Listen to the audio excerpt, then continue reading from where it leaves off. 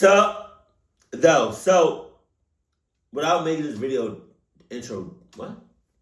So without making this intro too long, let me know if you guys want me to react to the Diddy trials, like not as they're doing it, but like, cause like the Diddy trial happened yesterday. It started off yesterday, and so I'm reacting to that. But I don't know what channels to react to. I don't know who's fine with me reacting to their videos, and also I kind of want to get into detail, but not that much of a detail, because I know it can be pretty graphic. So I don't know what channels to react to, because I want to stay up to date on the Diddy trials, and I want to go into detail, but not that much detail, because YouTube is sensitive. But then again, I want to know everything that happened, what they said in the trial. So let me know if y'all want me to react to these Diddy trials.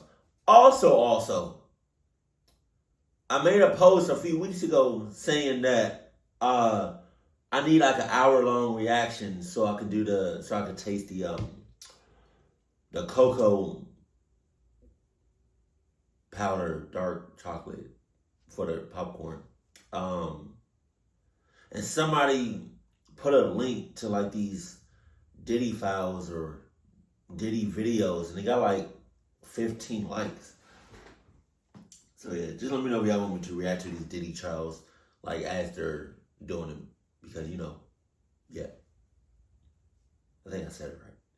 I don't know. Suck though.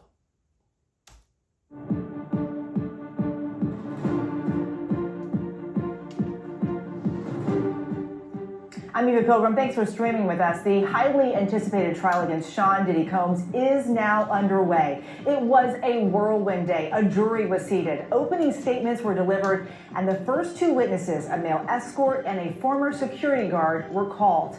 More on their testimony in a moment. There are no cameras allowed in court, but our ABC News team was inside, watching, listening to it all. Prosecutors didn't hold back, laying out the government's case against one of the biggest names in entertainment. They say the public knew Sean Combs as Puff Daddy or Diddy, a businessman, larger than life. But prosecutors argued there was a darker side to him, saying he used his trusted inner circle to run a criminal enterprise for decades, painting a picture of a controlling, manipulative, and violent Combs who allegedly forced victims. I have a TikTok. And on there's like some videos that people are talking about, the Diddy trials and stuff. And I might react to some of those, to be honest with you. But it was saying that he's been doing this type of stuff for like either 20 years or plus. And I think I said this in a video before. I was like, how do you get into stuff like that? With all the cluck shit he was doing, with all the trafficking, with all the abuse, with all of everything that he was doing for so long. How do you get into that? Were you mentored? Were you forced? And what were you doing before all of this entertainment business? What was you doing before that? Like, I want to know your backstory, my brother. Like, how did you get into, because it's not making no sense. It's not. Now I'm starting to think if the Illuminati thing is real. Like, oh my God, man. Days-long drug-fueled sexual encounters that prosecutors called freak-offs or Wild King nights. The defense argued Combs is a complicated man, but said this is not a complicated case. His lawyer pointing to that disturbing video of Combs dragging. Oh, I remember this video. God damn. Apparently, there's more to this video than what the public knows about. I think. Well, now it's like public records. But like what we saw when we seen this video, it was a whole lot more than what we saw at that point in time. Thank you, TikTok. And kicking then-girlfriend Cassie Ventura, admitting it shows domestic violence, but arguing it is not evidence of sex trafficking. Sitting behind Combs today, his mother and children all seen arriving at court, supporting Combs as he faces 5 counts, including sex trafficking and racketeering conspiracy. I promise you, I'm not in that courtroom. I'm not supporting him whatsoever. I don't care our relationship. I don't care how long we've been known each other or been in a relationship. If I find out you've been on some Diddy shit, I'm cutting it off. I'm not supporting you no more. I'm not nothing. I'm not in that courtroom. I promise you, I'm cutting you off. Combs faces a potential life sentence. He has denied all of these allegations. A jury of 8 men and 4 women will decide his fate. We'll break down what we know about each of them. There is a lot to get to after a jam-packed day in court. I want to get right to Chief Investigative Correspondent Aaron Katursky, who was in court for this first official day of the trial. Aaron, opening statements began today. Break down these arguments for us. They really set the tone for the entire case. You mentioned the kind of Jekyll and Hyde portrayal by prosecutors, someone that the world came to know as Puffy or Puff or Puff Daddy or Diddy or Love, somebody who was larger than life, who was a mogul in multiple industries, and yet who had a darker side. A lot of celebrities have an entourage around them, Eva, but Sean Combs, according to federal prosecutors in their opening statement, operated as a criminal enterprise with trusted insiders whose goal was to coerce women into these drug-fueled sex performances. Some of them, prosecutors said, lasted for days and were referred to by Combs as freak-offs or wild king nights. And the defense sought to downplay these episodes, calling them the consensual threesomes of a celebrity who led a swingers lifestyle.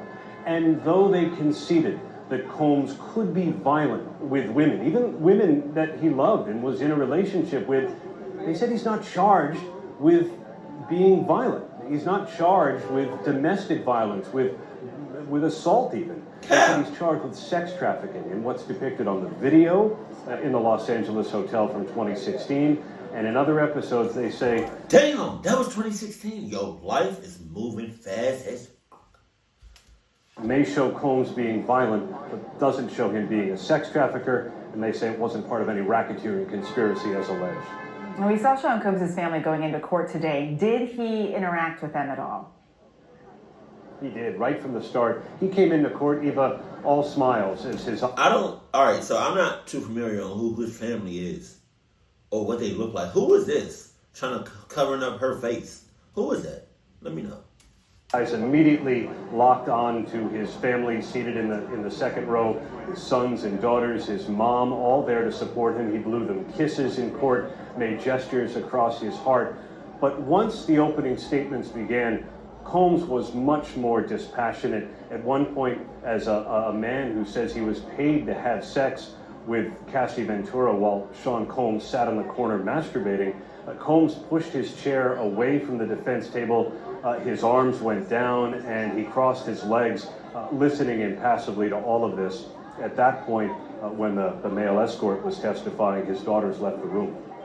The first witness, former Intercontinental Hotel security guard Israel Flores, testified about responding to that now infamous incident, speaking with Combs and his ex-girlfriend, a key witness in this case, Cassie Ventura. How did Flores describe that day? Does anybody know if Cassie's in there? Or was in there? And what is she doing right now? May 2025. What is she doing? Is she okay? Is she good? Because I know mentally, I don't know if she's good, but like, is she happy? Is she comfortable? Is she, let me know. He set the tone by immediately, as the first witness, taking jurors back to 2016. It was March 5th when Flores said he responded to a call from hotel staff of a woman in distress on the 6th floor. He goes up the elevator. He sees Sean Combs sitting in a chair with what he described as a devilish stare, and Cassie Ventura clearly shaken. And he walked the jury through hotel security footage. Some of it that the prosecutors played outright, some of it that Flores had captured on his phone, and it shows the detail of what occurred. There is Cassie. She's in blue pants and a hoodie. She's not wearing any socks. She reaches into a bag at the elevator, and as she's putting on her socks, Combs comes barreling around the corner, knocks her down from behind, stomps on her, and the episode continues from there. And Aaron, I have to ask you, we are seeing these sketches of Diddy in court. He looks very different than how many may remember him appearing. Tell us how he looks. Well, he's certainly much grayer. You know, we've seen... Yeah, I bet he is. I bet he's stressing the hell out. He is stressing the hell out. Diddy, why not just come clean, bro? You're going to life. You're going to jail for life. I promise you that. I promise you that. I promise you that. You know, I was talking to some people about it, and it was like, I hope he doesn't get the death penalty. I want him to suffer and think about and just rot away about all the things that he did. You need life and then some. That way over his last few court appearances, but people who may be, tuning in and seeing him for the first time here at the onset of trial, he's not allowed to color his hair in jail while he's incarcerated, so he's gone gray, both his hair and his beard. He's thinner than we saw him, certainly than when he was first arrested, much less bloated than he appeared at that September date, and he is right now impassive as prosecutors have control describing what they say he did. Aaron Katursky for us there. Aaron, thank you so much. Let's dig in deeper on who is in this 12-person jury that could decide the fate of Sean Combs, as well as the legal teams involved in this high-profile case. Here to break it all down for us is ABC News legal contributor Brian Buckmeyer, who's worked as a defense attorney here in New York City. You've also closely been following this case. You were in the courtroom today. Let's talk about this jury. 8 men, 4 women. What do we know about them? So yeah, we actually know a lot. And as you pointed out, 8 men, and these are some of them. We know some of their jobs: massage therapists, retired telephone linemen. But aside from gender and employment, the other thing I want to focus on is age. We have a number of individuals who are over the age of 50. And the one reason why I point that out is 2 things. One, it's pretty understandable. This is going to be a case that's going to last for 8 weeks. You got to think about who can take that much time off. Huh? His trial is about to last for 8 weeks? Is that normal? Or is just a lot to unfold? To be honest with you, that first trial, that first day, Monday, that would have been it for me. I don't need no 8 weeks. I need that day. That day. That day, I'm good. He going for life. The other aspect of that as well is when you're talking about consent, we as defense attorneys seem to see a difference between young people and their understanding of consent and older people. So this may benefit the defense to some degree. Of course, we have the women here as well, 4 of them, and 1 age 74. Why do you think these jurors were chosen? So sometimes when it comes to choosing a jury, it's not just choosing who it is on the jury, it's eliminating those you don't want to be on the jury. For the defense, I think they believe that these are individuals that are not just going to be unbiased, but also maybe lean towards their favor. For the government, they believe that based on the answers that these individuals gave, they're going to be able to achieve that conviction. So either side thinks they see someone favorable in this group. Let's talk about the legal teams here. Let's start with the defense team. Yeah, so we have some big names that you may know. Mark Agnifilo, you might know him from the XM Defense, where he represents Keith Raniere. Tenny Garagos, the last name may be familiar there as well. Mark Garagos' daughter. Alexander Shapiro is one of the appellate attorneys. And then here are some names that you might not know, or you may. Brian Steele, a bit of a famous defense attorney in Georgia, made even more famous in his defense of Young Thug, and Xavier Donaldson, a defense attorney who is very well known within the Southern District of New York here, as well as Manhattan, the Bronx, and Brooklyn. Anna, Jason, and Linda all rounding out the team as well and supporting the defense of Sean Combs. Okay, now we have to talk about the prosecution. This is the Southern District of New York. I mean, they have a crazy high conviction rate. What can you tell us about this team? So I know about the Southern District of New York, both as a contributor and as a defense attorney, yes. Conviction rate about 90-95%. So we have the interim U.S. Attorney Jay Clayton. He's not actually at the defense table, obviously the prosecution table, but he is the head of the Southern District of New York. And then you have other prosecutors as well. But I want to skip down just real quick because you might recognize the name, Maureen Comey. She's actually one of the lead government prosecutors in this case, the daughter of James Comey. And this is an all-women's team here. I don't think that was an accident, but it seems very powerful when they're arguing the case, when there are so many female alleged victims in this trial. Yeah, and let's talk about who we heard from today, a male escort, a former security guard. What does this tell you, if anything, about the prosecution's plan here? Two things. One, they're laying the foundation for someone very important to testify. They want that video in, and they also want the individual who was allegedly forced to have sex with that male escort to be able to testify as to that event, that being Cassie. We believe, or I think it's probably easy to assume, that she'll be testifying, if not first thing tomorrow morning, then at some point in time tomorrow. Now, that could be, in essence, to kind of like a strong, powerful witness. This is, as the prosecutor says, victim number one, but it also could just be logistics because we know that she is pregnant, very much so, and they might want to just let her get in, out, and get out as quickly as well. Yeah, also you can't travel too late into your pregnancy, one of those things that we all know about. Today, Cassie Ventura's husband was actually seen leaving the courthouse. Tomorrow, we're expected to see her possibly taking the stand herself. That's pretty early in a case, right? So it depends on the strategy. I can see why that would be perceived early. This is supposed to be the star witness. Why wouldn't you want to lay the groundwork for more evidence first before you have the major witness? But when it comes to convincing people, convincing a jury, oftentimes recency, meaning getting that information out there first, and frequency, how often you talk about it, is a great way to lock in that information to a jury. And of course, just timing. Life for her means that just to start sooner rather than later. Brian Buckmeyer, always helpful. Thank you so much. My As pleasure. Brian mentioned, the 12 New Yorkers selected for this jury will spend weeks in the courtroom hearing evidence from both sides. And joining me right now is Eric Rudish. He's not part of this trial, but he has spent decades researching juries with attorneys as a jury consultant. Now, we know, Eric, from court records that Diddy's team is using a jury consultant. When you work on a trial like this one, how much do you really know about these jurors? Well, you try to find out as much as you can, certainly. So based on the 12 jurors, the information we have, in addition to gender and age, as a jury consultant, we're also looking at their occupation. So are they going to approach this case more from an emotional standpoint or an analytical standpoint? And based on the 12 jurors' occupations, there are several jurors that are good for the prosecution. There's a social worker, there's someone who works at a nonprofit, there's someone who works at a nursing home. But there are also more analytical jurors who are more likely to scrutinize the evidence, such as an investment analyst, a logistic analyst, and even a scientist. Let's drill down into that a little bit more, since you were talking about their jobs and the jobs that they have. How do attorneys use that information as they make their arguments to play to these ideas that they have about these jurors? So it's a very emotionally charged case, and the prosecution is certainly going to use that, the emotional element to help, prosecute their case. For the defense, they want jurors to separate the emotional aspect of the case, and you saw it from up front. The one theme is that whatever Sean Combs' actions were, it's separate from the charges that are being brought forth against him. So you want someone who could separate the emotional aspect about this case from the from the evidence, or how they will approach the charges and whether or not they feel that Sean Combs is ultimately guilty. Eric Rudish, thank you so much for joining us today.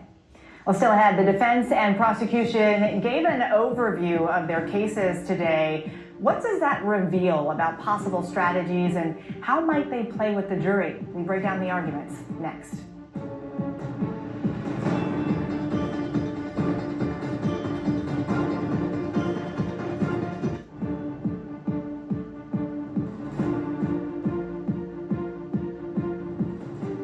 Back now to the case against Sean Combs. ABC News legal contributor Brian Buckmeyer is back with us. Also joining us, attorney and legal analyst Ebony K. Williams. Brian, let's start with you because you were in court today.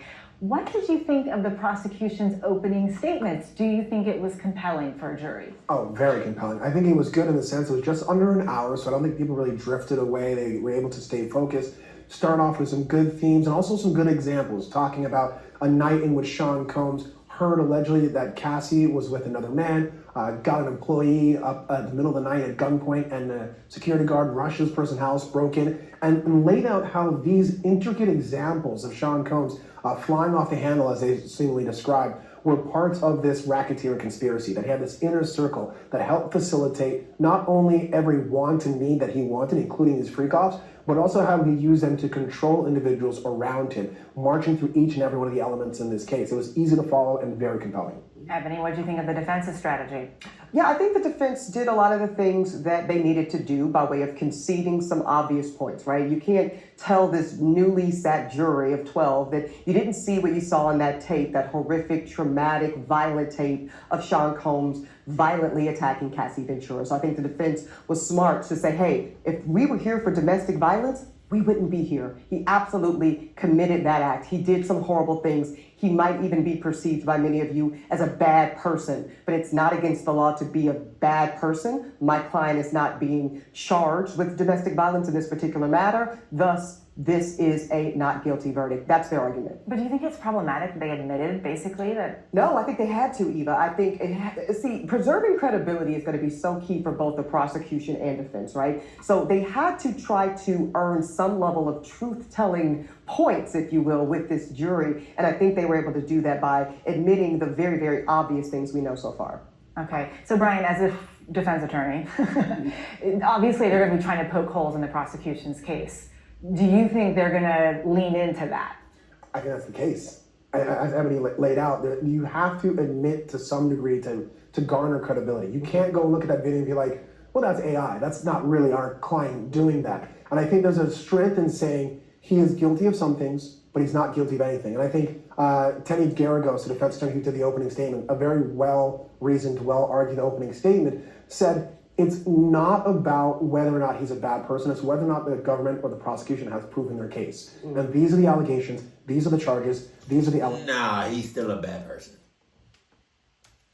And juxtaposing and saying this is domestic violence, this isn't coercion, going to the heart of what sex trafficking and racketeering is, saying it's not this, it's this is what he's charged with, not this, not guilty. I think it was the only argument that could be made. Okay, the name of the show is called Burden of Proof, Ebony. So what is the burden here? Yeah, it's a clear and very, very difficult one, actually, if you're the prosecution. They have to prove beyond any reasonable doubt, keyword there is reasonable doubt, that Sean Combs is guilty of everything Brian laid out, from the racketeering, the coercion, the sex trafficking, and all of it. And, they're going to have a lot of elements to meet. And again, the more the defense can convince that this is one private citizen's sexual proclivities that may be out of bounds to us, you and I, common man and woman, but this is within his legal right and it's not against the law to have these sexual preferences. The more they can make that, the prosecution is further and further from their burden of proof. But if, as also Brian said, the prosecution could successfully land the plane of connecting dots, right, between sexual assaultive behavior, physically abusive behavior, and individuals, that's going to be key, right, other individuals working in connection and in collaboration with Sean Combs to execute that under coercive measures, that is how you get to guilty. Ebony K. Williams, Brian Buckmeyer, thank you both so much. Coming up, a music mogul on trial, the cultural impact and public perception as Diddy's trial begins and his former girlfriend prepares to take the stand.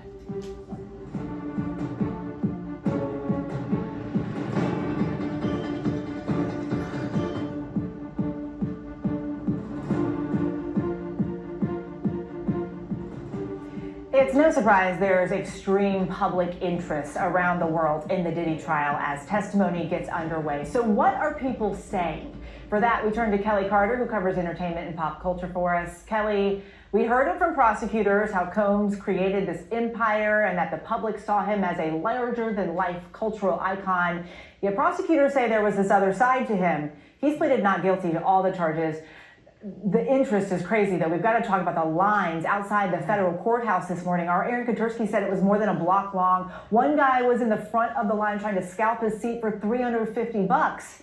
Have you ever heard of such a thing?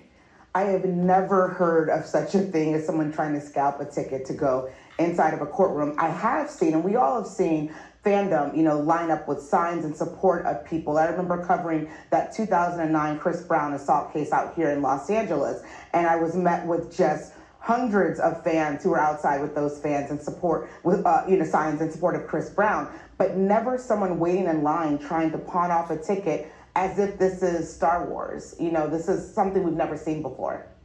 I'm curious too, when it comes to Diddy's public image, does the verdict in this trial really matter, or is the damage to his reputation already done?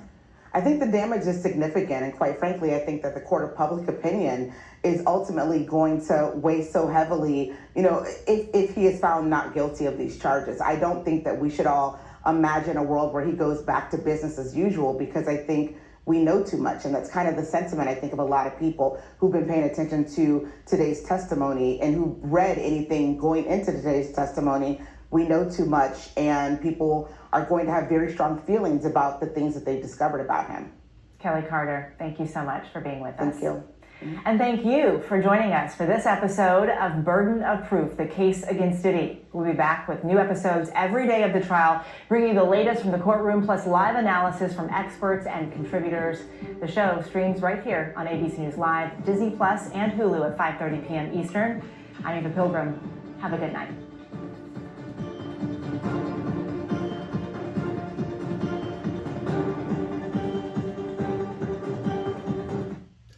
Okay, so like this kind of like I said, this was like a test video. Who is this? This is ABC. This is ABC News. They said that they're gonna keep updates every day of the trial. Damn, for 8 weeks. Damn. And so let me know if there's a YouTube channel besides ABC that I can check out that gives updates every day of the trial. And I just want to get, some more details of it. And I think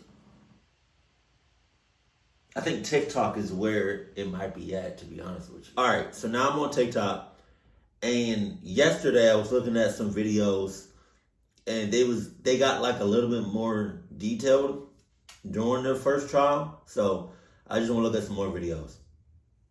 The jury just heard from the first witness, and it looks like we found out who took a video of that surveillance footage. His name is Israel Flores, and he was the security guard at the Intercontinental Hotel in March of 2016 when the incident took place. Israel says on March 5th, around 11 a.m., instant services called him about a woman in distress on the 6th floor. He went to go look at the live footage. He said he saw a man pacing back and forth in the hotel hallway. He said when he got off the 6th floor, he saw Diddy sitting in a chair in his robe and socks, and he was acting strangely and giving him a devilish stare. As for Cassie, he said she was cowering in a corner, covering her face, and he told them, if you guys are going to argue, you have to go back to your room. At this point, the video footage that we had all seen had already happened, but Israel Flores hadn't seen it yet. Prosecutors then showed the surveillance video to the jury, and afterwards, Israel said that he had recorded it on his cell phone to show his wife, because otherwise she probably wouldn't believe him. A second video was then shown to the jury, which none of us have seen, and it shows Israel Flores trying to calm Diddy down while he was yelling at Cassie in the hallway. Apparently in the video, you can then see Cassie returning to the entryway of the hotel room saying she wanted her phone and her belongings. He testified that he was escorting them back to the room and they were arguing about whether or not she was going to leave, and Diddy was telling her that she was not going to leave. He says once they reached the room, both Cassie and Diddy went inside of the room and he used his body to prop open the door. He also testified that there was another man in the room, but the man was not engaging with any of them. Girl said he told Diddy to then stay in his room, and that's when Diddy allegedly showed him a stack of money and told him not to tell anyone what he saw. He says he told Diddy he didn't want his money, and then he went after Cassie to see if she was okay. He tried to approach Cassie outside of the hotel to see if she wanted him to call the police, but a bodyguard blocked the interaction. He was able to ask her if she wanted him to call the cops, but she said she just wanted to leave, and he testified that she had a black eye. After she left, he went back to Diddy's hotel room with another guard to reiterate the hotel policy. He said that Diddy stepped into the hallway and closed the door behind behind him and then grabbed the other bodyguard, accusing him of recording Diddy. That's when Israel said he pinned Diddy to the wall and told him to let go of the phone. After all of this happened, Israel did file an incident report and mentioned Diddy and Cassie by name. He described the incident from start to finish and even included photos of the broken vase and the dirt on the wall. Now, in the report, he didn't mention the other man that was in the room, but he says it was because that man was not engaging with Diddy or Cassie, nor was he involved in the elevator lobby incident, so he felt like it wasn't relevant in the report. That was everything that happened with the prosecutor. It's now the defense's turn, so I will be back with updates. The jury just heard from... So that other guy that was in the room, even though he didn't participate, he still participated. So where he at? That's like I don't know how to explain it, but like he was definitely a part of it, even though he wasn't a part of it. I don't know if that makes sense. Hold on. Let me watch. Let me see another. What? Yeah, leave. Yeah, yes. Diddy's trial just started, and within minutes, his own daughters got up and walked out of the courtroom. And here's why. I'm going to avoid as many triggering words as I can so this does not get taken down. Here goes. So it starts with testimony from Daniel Phillip, a former escort who says Diddy paid him to be with Cassie while he watched from the corner. Yep, you heard that right. And as soon as the details got graphic, his daughters, all 18 and sitting next to his mother, got up and left the room. They came back, but the moment the testimony kept going, they dipped again. And that's just the beginning. Phillip also told the jury that he heard Diddy beating Cassie in the other room during one of these setups and dragging her by the hair for saying the words, "Hold on." And remember the elevator assault from 2016? Yep, that was shown to the jury too. The same video Diddy allegedly paid $100,000 to bury. The guard later testified that Diddy handed him a stack of cash topped with a $100 bill and said, "Take care of this and don't tell anyone." This was all on day one, and tomorrow, Cassie herself is expected to take the stand as pregnant as she is after years of alleged physical, emotional, and psychological abuse. From courtroom walkouts to buried footage, this trial is unearthing everything. Follow now, because the next 48 hours could change it all. So Cassie's in the room right now? Today? Tuesday? Cassie's in the courtroom? Oh, shit. Guys, day one of the Diddy trial just started, and it is worse than we even thought. The prosecution started with their opening statements, and they are basically saying that Cassie, at some point, had some escort urinate in her mouth. Who gives a shit about Amber Heard shitting on Johnny Depp's bed at this point? Then there are other allegations about Cassie overdosing at a party with an open wound on her face from a previous assault that Diddy did. And on top of all of that, Diddy used to get aggressive with Cassie anytime she would take too long in the bathroom or when she would show up late to something. Honestly, on day one of the prosecution arguments, opening statement, whatever you want to call it, this case is already getting hard to read. Now we know why Cassie has been so loud and so vocal about the reason why she wants to speak out. As embarrassing as it is for her, and I'm sure it is extremely embarrassing for her, she knows that the only way to stop this is to speak out and to make sure that this man gets convicted.